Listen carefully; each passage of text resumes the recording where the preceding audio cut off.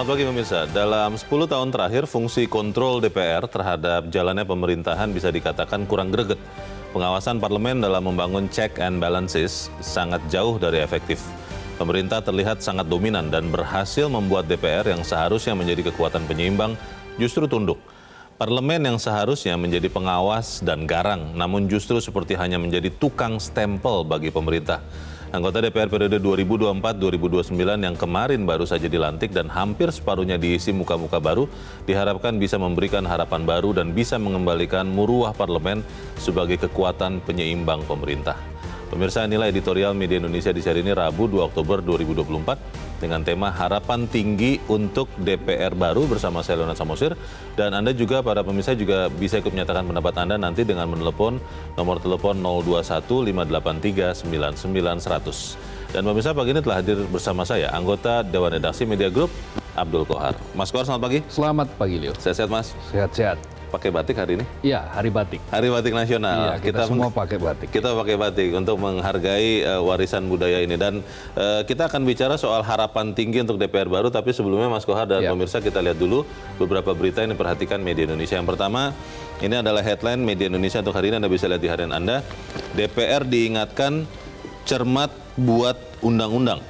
Ini artinya cermat itu tidak apa-apa, jumlahnya sedikit, yang pasti berkualitas, tidak mudah diuji materi, tidak membuat masalah, atau apa nih pesannya, Mas? Iya, ini adalah pernyataan dari Ketua Umum Partai Nasdem Surya Paloh yang mengingatkan kepada kita semua, termasuk publik, agar tidak terlalu mendorong DPR itu untuk banyak-banyakan membuat undang-undang dari sisi kuantitas.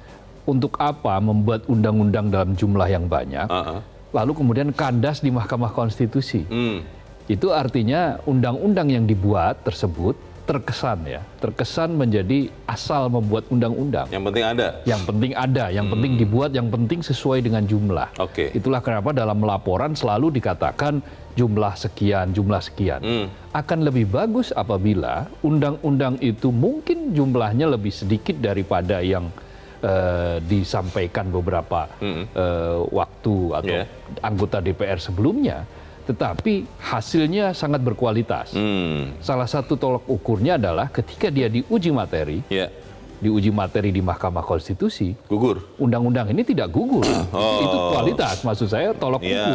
Harus untuk, kuat ya. Ya, untuk mengukur bahwa sebuah undang-undang itu dibuat secara cermat, dibuat dengan partisipasi yang luas, lalu betul-betul memenuhi kebutuhan publik. Betul. Pertama, dia boleh jadi orang karena menganggap bahwa ini undang-undang sudah sangat cermat, tidak perlu lagi diuji materi. Nah, kalaupun toh dia diuji materi karena proses pembuatannya sudah cermat melalui proses partisipatif, maka dia akan menang. Sang pengujinya yang akan digugurkan, ditolak permohonannya. Jadi kualitas juga harus dipentingkan ketimbang hanya mengejar kuantitas, begitu ya? Betul. Kurang lebih ya? Paling penting dalam sebuah undang-undang itu adalah seberapa jauh dia memenuhi kebutuhan dari publik saat ini. Tapi ini jangan dijadikan alasan untuk kemudian mengatakan, ya kami bikin undang-undangnya sedikit karena amat sangat berkualitas. Jangan sampai, kan orang Indonesia kadang-kadang dikatakan begitu, Mas Kohar, malah dipakai alasan begitu loh untuk memproduksi undang-undang yang amat sangat sedikit nantinya. Iya, itu artinya kita malas bekerja seperti itu. Jadi meskipun sedikit itu tetap saja ada proses-proses tertentu yang harus dihasilkan. Ada target-target tertentu dari sisi jumlah. Tetapi yang paling penting adalah kecermatan dalam membuat undang-undang. Termasuk undang-undang yang pro rakyat ya? Betul. Undang-undang yang sudah 20 tahun, termasuk undang-undang perlindungan pekerja rumah tangga misalnya, itu kan sudah melalui proses yang panjang tetapi justru tidak diundangkan. Baik, kita nanti akan bahas lebih jauh terkait DPR yang baru ini di editorial. Kita beralih dulu ke berita selanjutnya, Mas Kohar dan pemirsa, di halaman 2, halaman dalam di harian Anda. Deflasi berlanjut, pemerintah santai saja. Ini deflasi untuk 5 bulan berturut-turut ya, Mas Kohar? Iya, betul. Mungkin untuk pemirsa kita boleh dijelaskan, karena ada persepsi bahwa inflasi itu jelek, harus menjadi deflasi. Deflasi itu bagus. Bagaimana, Mas Kohar? Ada dua perspektif dalam memandang deflasi. Pertama, deflasi ketika situasi sedang sangat tinggi-tingginya inflasi sebelumnya, maka deflasi biasanya dia relatif bisa mengerem laju penaikan harga. Tetapi ketika deflasi ini berturut-turut berlangsung maka boleh jadi ini adalah alarm untuk menuju krisis. Kenapa? Karena bisa jadi ini akibat melemahnya daya beli. Bukan karena harga-harga bisa dikendalikan, tetapi harganya. Sudah diturunkan harganya pun juga masyarakat tetap tidak bisa membeli. Tidak yang membeli karena apa? Karena daya belinya yang terbatas. Ini sudah tercermin dari berbagai macam survei. Survei indeks, Mandiri Spending Index misalnya, ini menunjukkan bahwa ada penurunan yang signifikan dalam proses daya beli khususnya di kalangan kelas menengah. Nah, kelas menengah yang jumlahnya sekitar 47 juta itu kan punya daya dorong untuk ekonomi. Nah, kalau tidak ada yang beli, deflasi terus-menerus terjadi, maka yang terjadi adalah pertumbuhan ekonomi boleh jadi tidak akan tercapai. Betul.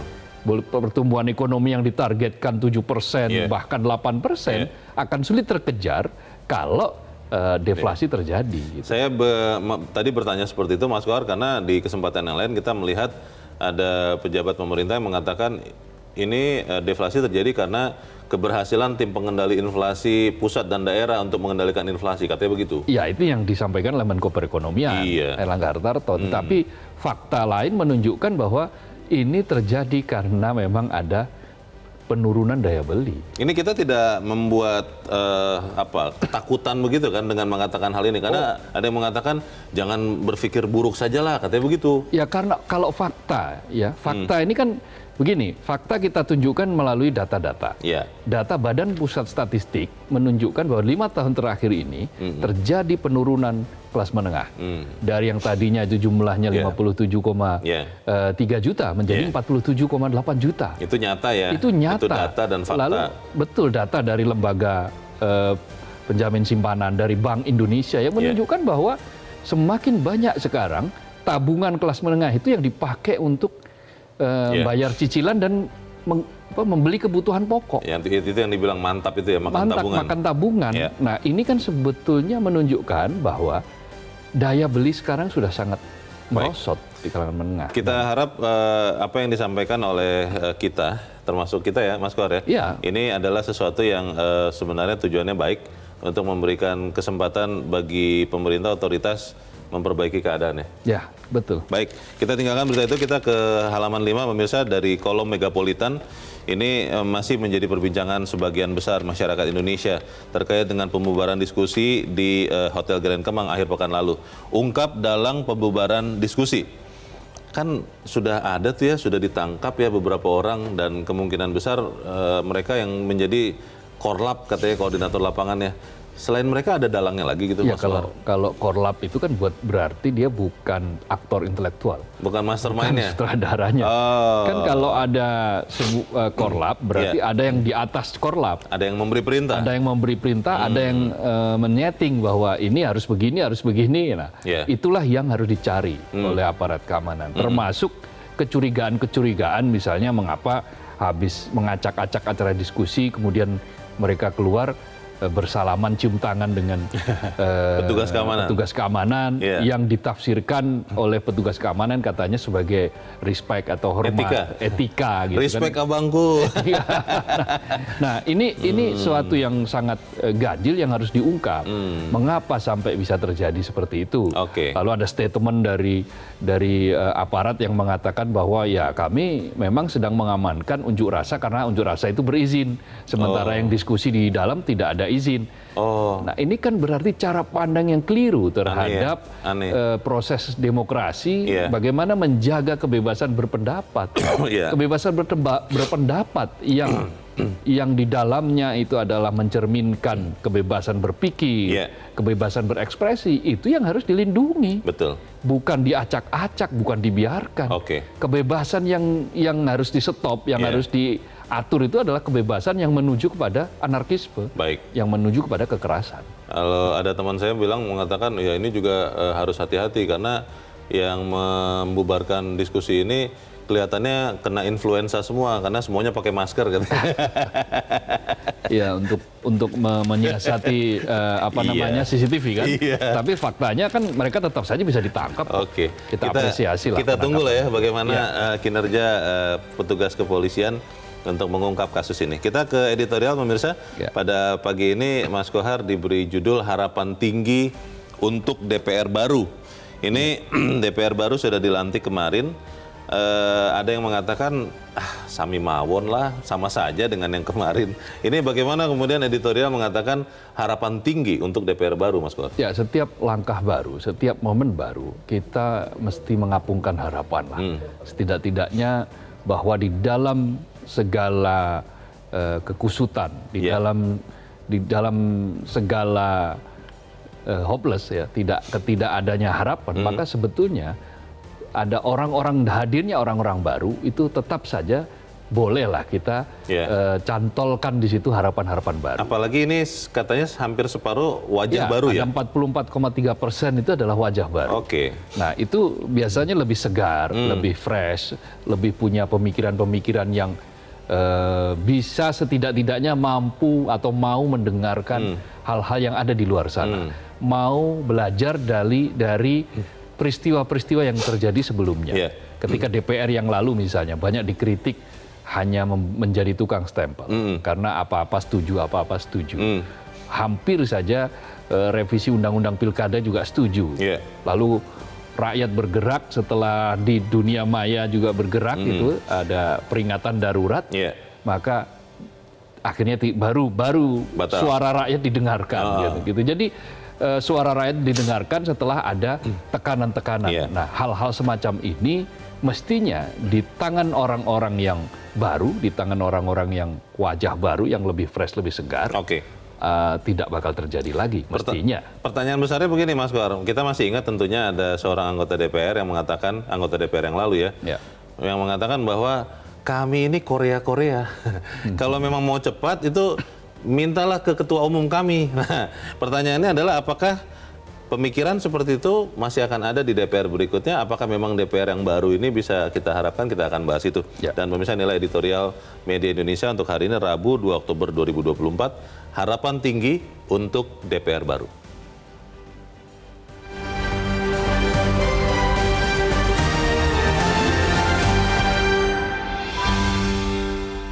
Harapan tinggi untuk DPR baru.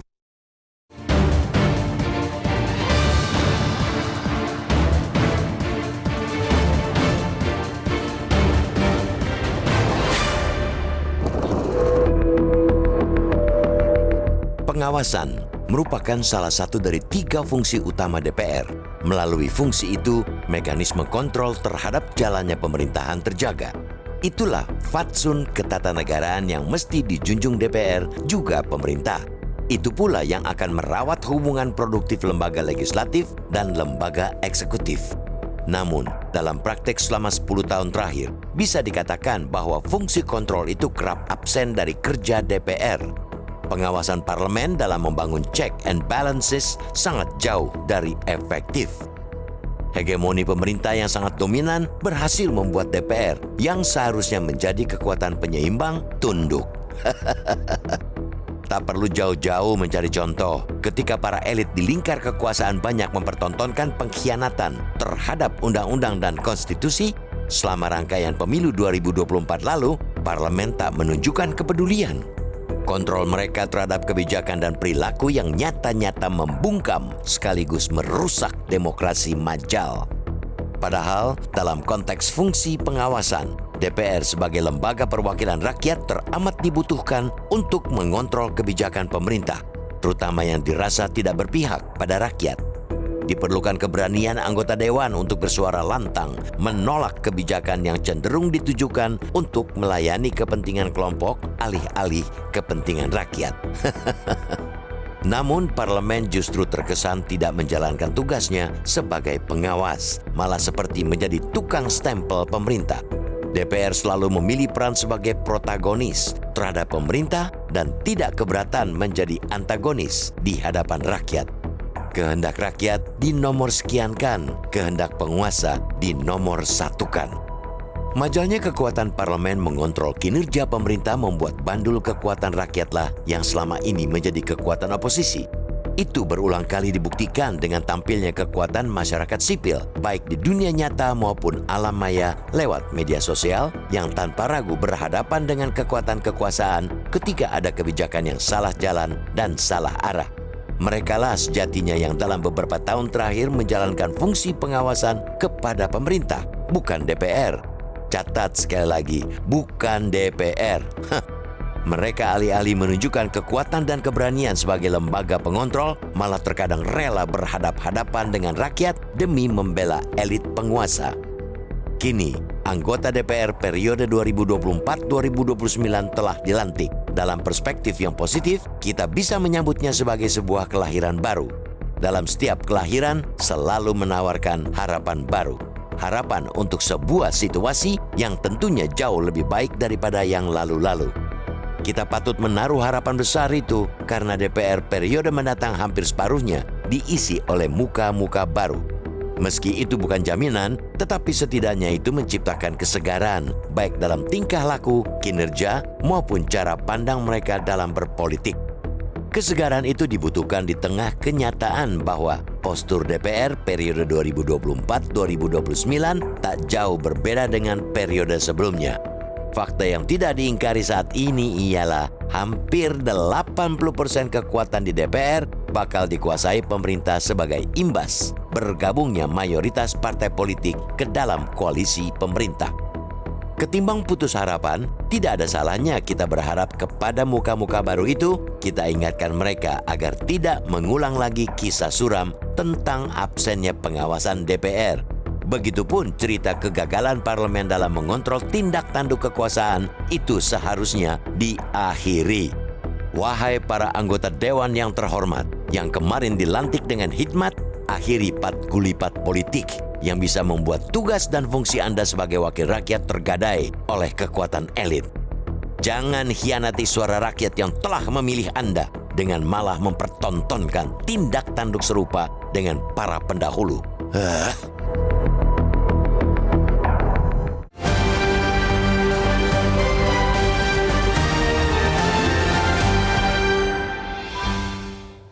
Anda bisa ikut menyatakan pendapat Anda di bagian berikut selepas jeda. Pemirsa, untuk saat ini tetaplah bersama kami.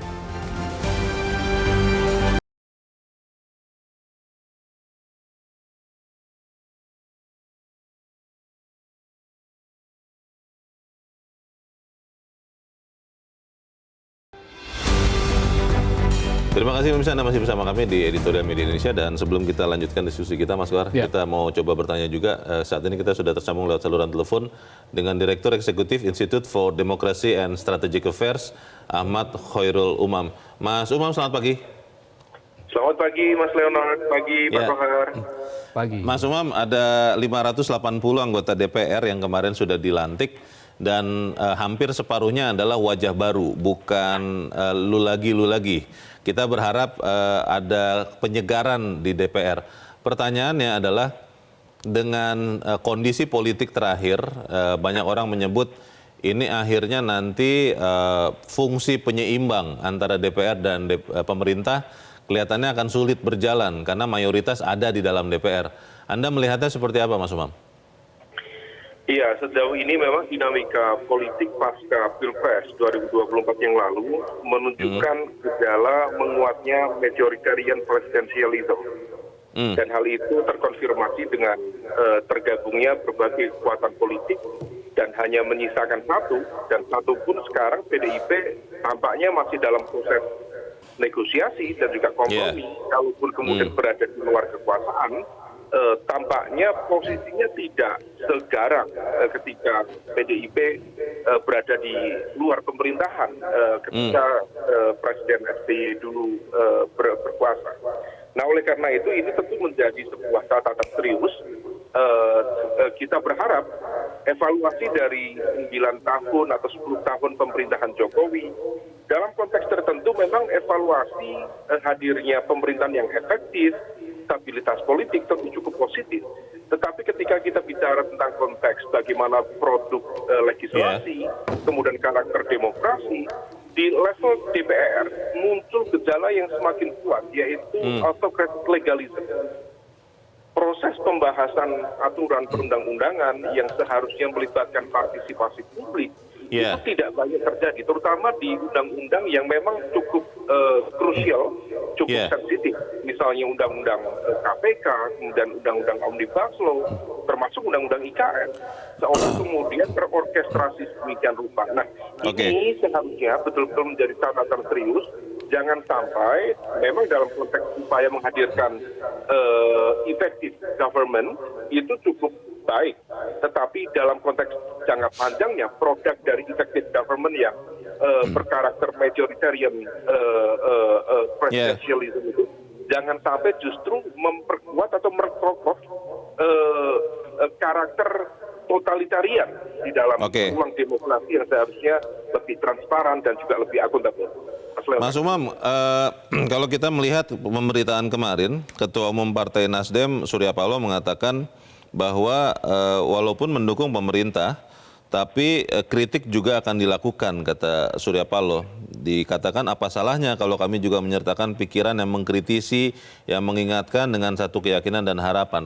Pertanyaannya Mas Umam, di tengah kondisi sekarang, ada tendensi bahwa ketika ada pihak yang kritis terhadap kebijakan pemerintah, itu langsung dianggap berseberangan, berlawanan. Apakah kemudian DPR yang kita tahu mayoritas anggotanya berasal dari partai yang bergabung dengan pemerintah akan bisa berfungsi, atau jangan-jangan nanti kita bisa lihat lagi peristiwa seperti 22 Agustus lalu pada saat revisi Undang-Undang Pilkada akhirnya digagalkan rakyat yang turun ke jalan. Seperti apa Mas Umam? Ya memang gejala yang muncul selama ini itu cukup menunjukkan upaya konsolidasi kekuasaan yang cukup dalam konteks tertentu cukup solid, tetapi kemudian di sisi yang lain kemudian menghadirkan sebuah tren kemunduran demokrasi yang signifikan. Bagaimana kemudian perbedaan di dalam konteks cara pandang kebijakan, kemudian pilihan-pilihan politik dianggap sebagai ancaman dan kemudian berimplikasi pada hadirnya operasi politik atau penggunaan instrumen kekuatan hukum yang tampaknya menjadi alat kekuasaan untuk mendisiplinkan dan juga menetralisir kepentingan-kepentingan yang tidak sesuai dengan selera kekuasaan. Nah ini sekali lagi memang nanti akan semuanya cukup banyak ditentukan oleh karakter kepemimpinan presiden yang baru. Karena political will of the top political leader itu seringkali menjadi kunci. Apakah misalnya Pak Prabowo dalam konteks tertentu memberikan ruang yang setara, dalam konteks ruang kritis, bagaimana kemudian kritik dan masukan disampaikan. Terutama memang dalam bicara, kalau misal kita bicara fatsun kekuasaan, mereka yang berada di dalam pemerintahan memang sepatutnya tetap berada dan disiplin di dalam barisan. Tetapi kalaupun ada kritik yang sifatnya fundamental, substansial, saya pikir itu tidak masalah untuk disampaikan. Tentu dalam koridor yang konstruktif ya, bukan karakter kritik yang destruktif. Karena kalau misal karakternya destruktif, tentu dalam konteks kedisiplinan di dalam pemerintahan menjadi perdebatan. Nah ini yang perlu dicermati dengan baik. Jangan sampai kemudian atas nama koalisi, tetapi fungsi check and balances di DPR itu justru tidak berjalan. Karena impact-nya bukan hanya sekarang, tetapi jangka panjang. Ini pertanyaan terakhir Mas, ini sempat dikatakan pernyataan ini oleh anggota DPR di periode yang lalu, yang mengatakan bahwa kalau ingin membuat undang-undang langsung jadi, jangan bicara kepada kami Korea ini, pakai istilahnya itu, langsung kepada Ketua Umum. Pertanyaannya Mas Umam, 580 anggota DPR ini apakah akan berani menyuarakan suara rakyat kalau misalnya itu sampai harus berhadapan-hadapan dengan aspirasi partainya? Iya, memang itu tidak mudah karena memang mekanisme di dalam sistem kepartian kita masih meletakkan akuntabilitas kekuasaan para anggota DPR itu terletak pada ketundukan mereka kepada pimpinan partai, pada loyalitas dan juga militansi partai, karena memang mekanisme tidak diberikan ruang bagi masyarakat pemilih ya konteksnya untuk melakukan evaluasi terhadap pilihan-pilihan mereka. Berbeda kalau misalnya kemudian di sejumlah negara ketika kemudian ada mosi tidak percaya terhadap sikap politik, kebijakan, kemudian masyarakat bisa mengumpulkan dukungan dan kemudian berpotensi menjadi bagian dari mekanisme PAW yang bisa diproses oleh KPU. Tapi di sini kan tidak. Nah itu yang kemudian membuat partai-partai kemarin ada beberapa kejadian belum dilantik pun sudah di PAW. Dan itu kan sama sekali tidak mencerminkan karakter demokrasi elektoral ya, yang memang berbasis pada partisipasi publik, pada aspirasi rakyat. Nah ini yang betul-betul menjadi catatan awal yang cukup serius bagi sistem kepartean kita. Apapun kondisinya kita tetap harus berharap ya bahwa Dewan Perwakilan Rakyat yang baru ini benar-benar ingat kepada sumpah atau janji jabatan bahwa mereka mewakili kita semua rakyat untuk mencapai aspirasi bangsa. Terima kasih Mas Khairul Umam sudah mencerahkan kami. Selamat pagi Mas. Mas Umam, Mas Kohar mengatakan ya itu susah ya kalau kemudian mekanismenya kan anggota DPR yang adalah kader partai akhirnya sulit misalnya untuk benar-benar membela aspirasi rakyat kalau misalnya pada suatu saat itu berhadapan-hadapan dengan aspirasi partainya. Bagaimana? Sebetulnya kan undang-undang itu sebetulnya sudah memberikan kelengkapan yang cukup kepada DPR untuk bersuara. Namanya juga parlemen. Parlemen itu kan berasal dari parle, artinya bicara.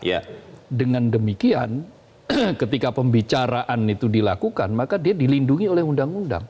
Mestinya tidak perlu takut dengan tekanan apapun, asal yang disampaikan itu adalah pernyataan yang masuk akal, yang benar, yang sesuai dengan kehendak rakyat. Bukan yang mengarang-arang, membuat fitnah dan sekadar berbicara. Tapi kan kenyataannya ada beberapa kali kejadian orang yang berani kritis vokal begitu di PAW Mas Kohar. Nah itu yang harus dijelaskan oleh partai politik. Jadi partai politik punya pertanggungjawaban kepada konstituen, punya pertanggungjawaban terhadap rakyat yang memilih calon yang sudah dia sediakan.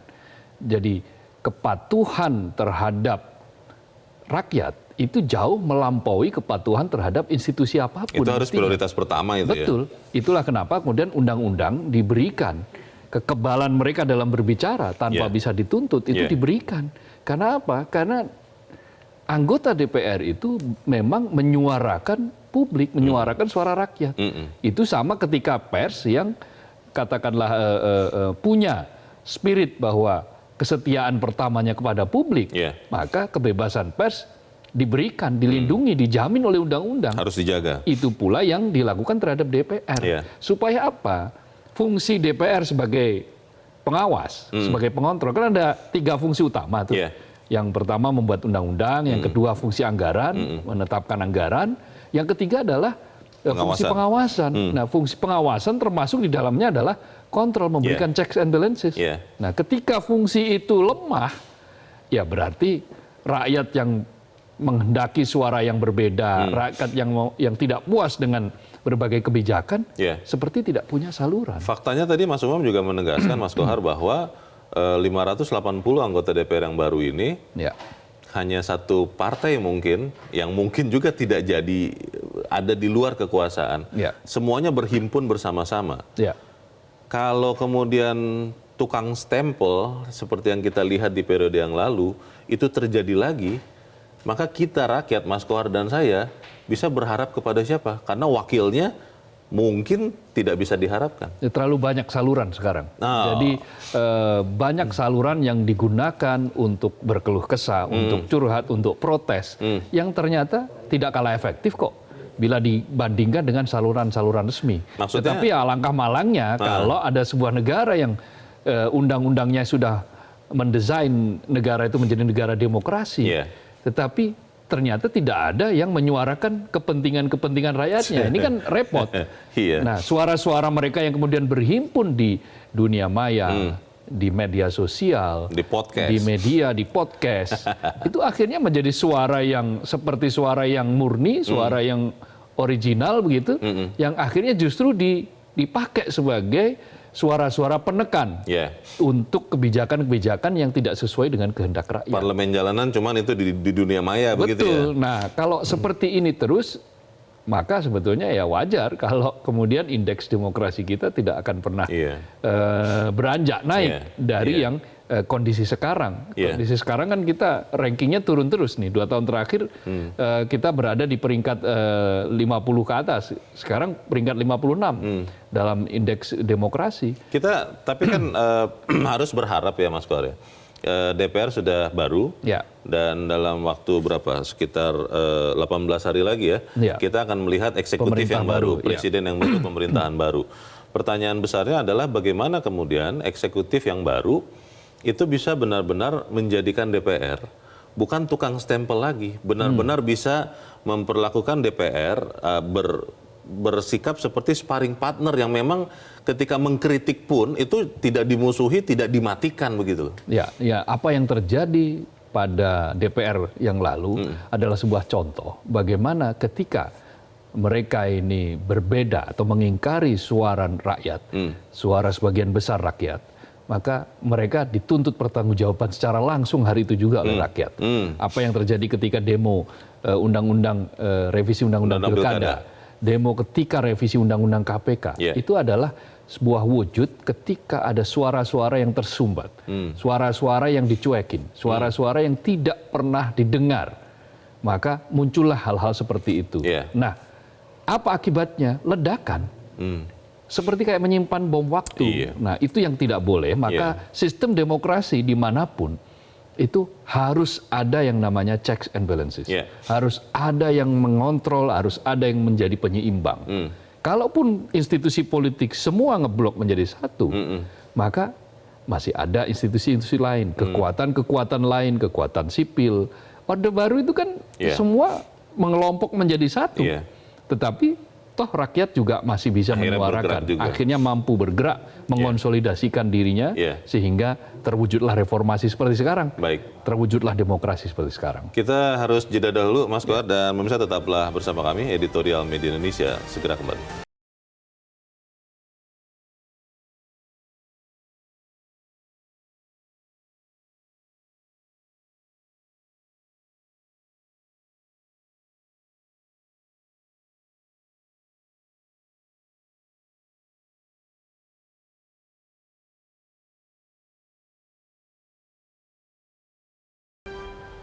Terima kasih Anda masih bersama kami di Editorial Indonesia, dan sekarang waktunya kita, Mas Koar, untuk mendengarkan juga pendapat dari pemirsa Metro TV. Kita sudah terhubung dengan pemirsa Metro TV di Manado, Sulawesi Utara. Ada Pak Royke. Pak Royke, selamat pagi. Selamat pagi, Bung Leo. Selamat pagi, Pak Royke. Bagaimana Pak, Anda punya harapan tinggi kepada DPR yang baru, atau seperti apa pendapat Anda? Silakan Pak. Mestinya sebagai bagian terkecil dari rakyat Indonesia punya ekspektasi tinggi dengan dilantiknya kemarin para wakil rakyat ya, menurut Bung Leo dan narasumber yang mungkin saya tidak sempat dengar namanya, tapi paling tidak saya melihat juga di sini ada keraguan narasumber dan Bung Leo serta beberapa termasuk yang tadi saya dengar. Ini mestinya kan kalau bicara untuk orang bicara proses demokrasi, sementara kita harus tahu juga bahwa ada koalisi, ya kan? Kemarin kan ada koalisi Indonesia Maju dan lain-lain. Ini menurut saya menjadi berbahaya dari aspek perimbangan, dari aspek pengawasan DPR RI. Ini berbahaya. Sebentar ketika ada kebijakan dan ada yang orang ingin bicara dengan tingkat kekritisan yang tinggi, sementara di dalam ada pemain-pemain yang notabene akan membackup itu, memblok itu. Seperti contoh ada rancangan undang-undang perampasan aset. Ini penting. Mestinya sebelum tanggal 20 ini mestinya sudah digenjot. Agar nanti sebelum terkontaminasi para teman-teman kita yang masih baru itu, yang notabene mereka dianggap masih steril, ya, dengan pola berpikir bahwa mereka akan menjadi kritis di dalam DPR RI. Ini penting sekali untuk digenjot. Agar kalau sebentar rezim sudah bergerak, akhirnya di sana bisa juga terjadi tawar-menawar. Bisa ada posisi bargaining A, B, C, dan lain-lain. Saya kira ini penting. Saya menganggap saya masih mempunyai ekspektasi bahwa teman-teman DPR RI yang dilantik, yang masih baru 44% ini, mampu menyuarakan aspirasi rakyat dan mampu bergerak untuk kepentingan pro rakyat. Saya kira itu saja. Baik. Terima kasih Pak Royke untuk pendapat Anda dari Manado, Sulawesi Utara. Di belakang Pak Royke ada pemirsa Metro TV di Mataram, Nusa Tenggara Barat, Pak Bion. Pak Bion, selamat pagi. Selamat pagi, Bang Leo, Bang Kohar, selamat pagi. Selamat pagi Pak Bion. Silakan Pak, pendapat Anda Pak. Jadi begini, Bang Leo, Bang Kohar. Metro mercusuar yang kita bangun di Republik lewat kursi parlemen ini, menurut saya adalah ini wajah baru yang katakan notabene ada hegemoni politik kekuasaan yang dibangun oleh kelompok-kelompok partai penguasa. Persoalannya adalah ketika rakyat menyebarkan perang terhadap proses demokrasi zalim, maka di sini ketua partai inilah yang harus berperan kepada anggotanya untuk menekan sehingga ada proses check and balances di parlemen dalam rangka kebijakan-kebijakan yang tidak pro demokrasi dan pro rakyat, Bang Leo. Itu satu.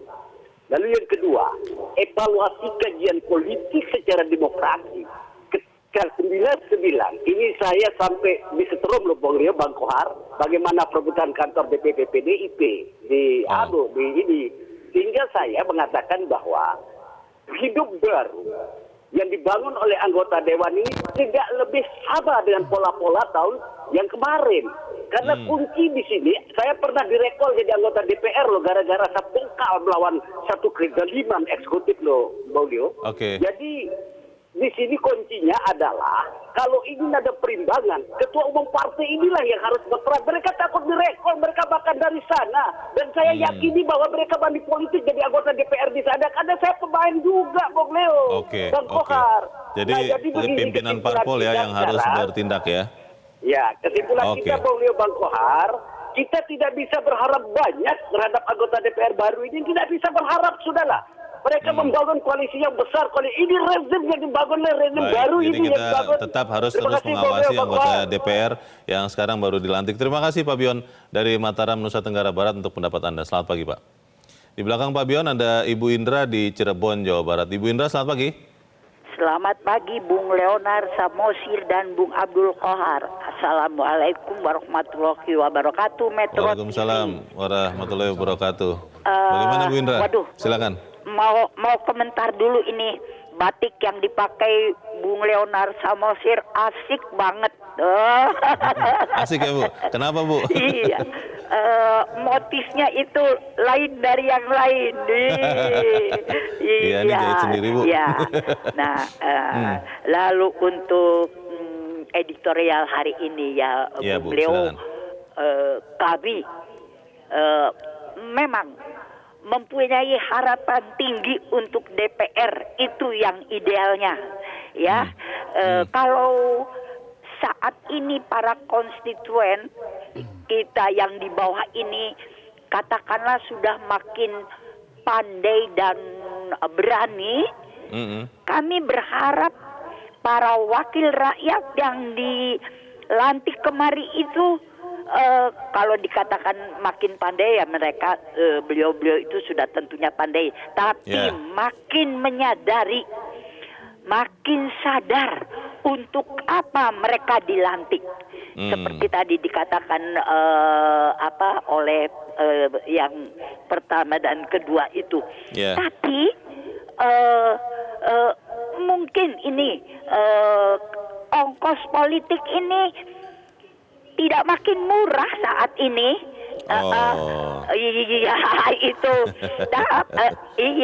Tapi mudah-mudahan kan yang 50 lebih persen itu petahana.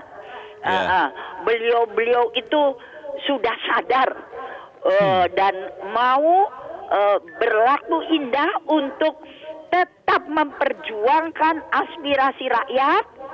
Dan mudah-mudahan sudah bisa dengan bagaimana ya, dengan lihai untuk menyampaikan kebijakan dari partai politik asalnya. Nah, itu karena mudah-mudahan biaya yang tidak murah itu sudah katakanlah terlunasi. Dan yang baru ini kami harap sudah lebih pandai dari yang sebelumnya dan bisa memberikan harapan tinggi yang kami inginkan. Terima kasih. Assalamualaikum warahmatullahi wabarakatuh. Waalaikumsalam warahmatullahi wabarakatuh. Terima kasih Bu Indra di Cirebon, Jawa Barat untuk pendapat Anda. Selamat pagi Bu. Bu Indra menyoroti Mas Kohar, biaya politik tidak murah ya katanya. Jadi mungkin harus dalam tanda petik mengembalikannya. Tadi Pak Bion dan Pak Royke mengatakan kuncinya ada di pimpinan-pimpinan parpol loh. Jangan takut di recall katanya. Bagaimana Mas? Ya, jadi proses demokrasi kita memang sedang terus-menerus menuju pematangan. Tetapi ada yang mengatakan bahwa semakin ke sini ada upaya untuk memukul mundur demokrasi. Dan itu tercermin dari beberapa survei indeks demokrasi kita yang menurun. Yang salah satu diantaranya adalah kebebasan yang semakin menyusut. Kebebasan sipil menyusut, termasuk kebebasan dan keberanian para wakil rakyat untuk bersuara, menyuarakan apa yang sebetulnya menjadi kehendak rakyat. Untuk bicara apa adanya. Bukan bicara apa adanya, bicara sesuai dengan data yang ada, sesuai dengan harapan dari rakyat. Jadi sebetulnya DPR itu juga punya fungsi sebagai kanalisasi bagi proses-proses politik yang terjadi supaya dia menjadi proses politik yang tidak liar gitu. Nah, kalau proses politik itu dibiarkan terus-menerus liar, ya itu akan terjadi ledakan-ledakan yang suatu saat akan semakin sulit untuk dikontrol. Nah, supaya itu tidak terjadi, maka ya wahai wakil rakyat, bersuaralah sesuai dengan apa yang menjadi kehendak rakyat. Kalau kata anak muda sekarang, makin kesini kok makin kesana katanya. Supaya itu tidak terjadi, kita harus jeda dahulu Mas Kohar dan pemirsa tetaplah bersama kami Editorial Media Indonesia segera kembali.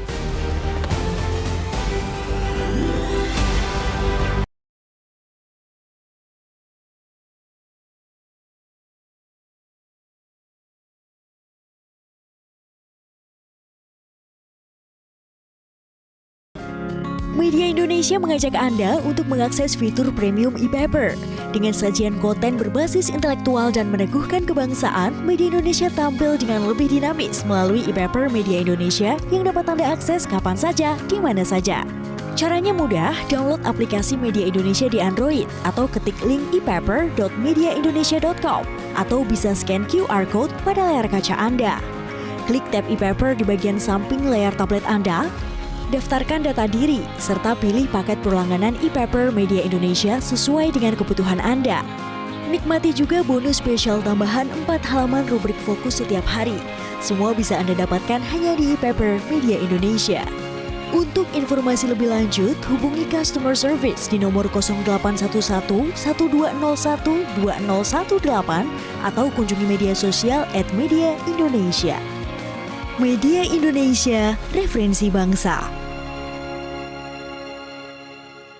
Terima kasih Anda masih bersama kami. Kita ada di bagian akhir dari diskusi kita pagi ini. Mas Kohar, tentunya harapan itu harus kita lambungkan setinggi-tingginya. Tapi kan kita memang juga harus realistis ya, melihat kondisi yang ada sekarang. Apakah dalam kinerja DPR yang baru ini kita nanti bisa melihat sesuatu yang benar-benar berbeda dengan DPR yang baru saja digantikan? Apakah kita masih melihat ada anggota-anggota dewan yang benar-benar berani berbicara membela kepentingan konstituennya, yang mempercayakan kursi itu ke mereka, ke dia, walaupun misalnya itu harus berhadapan-hadapan dengan partainya? Ya, mestinya tidak harus berhadapan-hadapan. Partai itu mestinya harusnya mensupport. Mensupport anggota-anggotanya di Dewan yang betul-betul menyuarakan suara rakyat. Karena dengan begitu akan diikat, akan diingat oleh publik partai tersebut. Dan ketika pemilu yang akan datang, partai tersebut akan dipilih.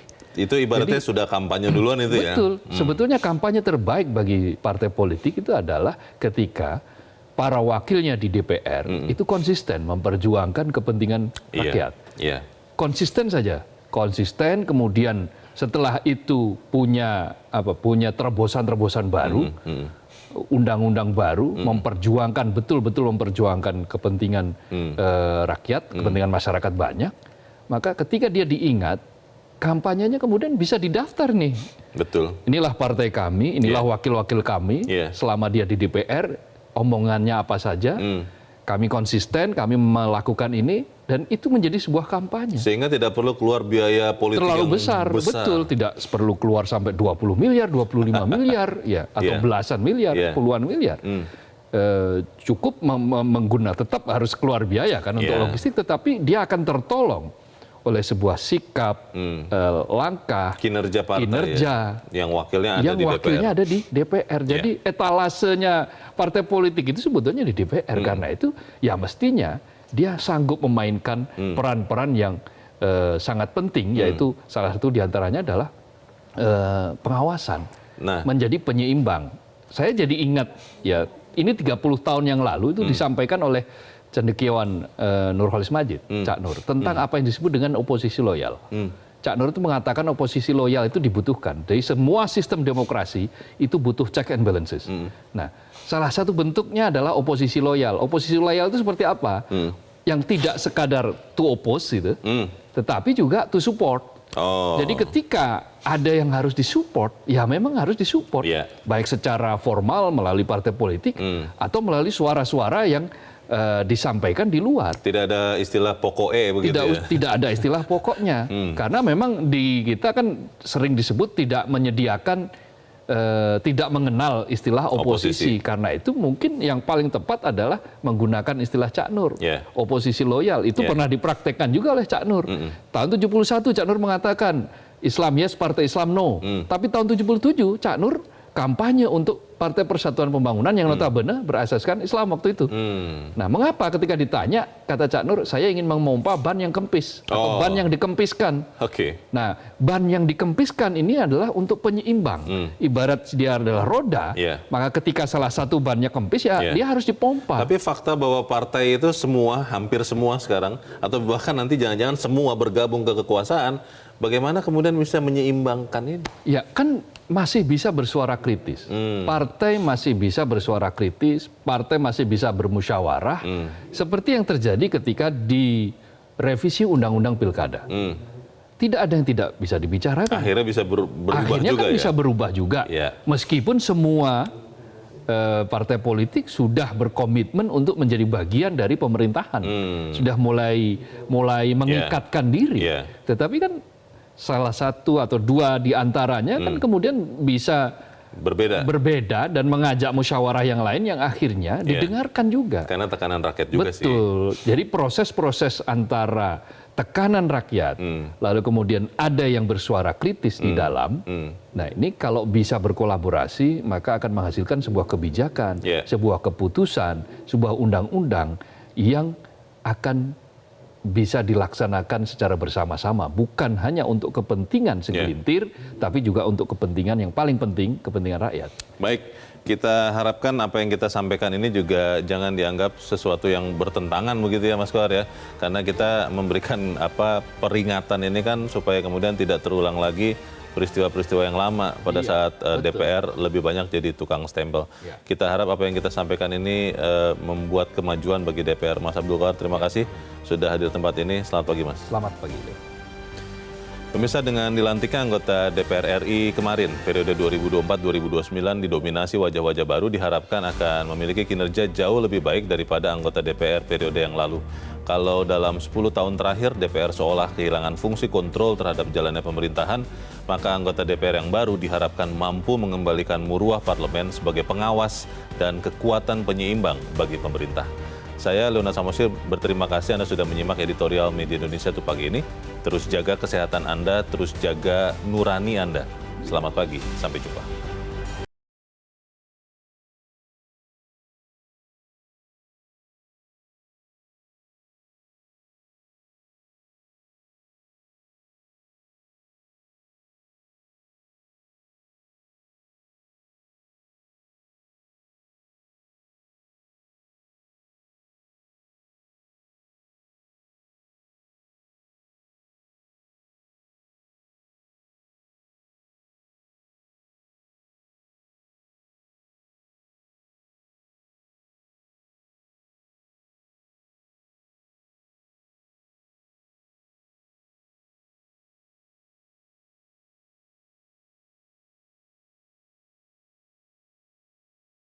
Jelajahi cara baru mendapatkan informasi. Download Metro TV Extend sekarang.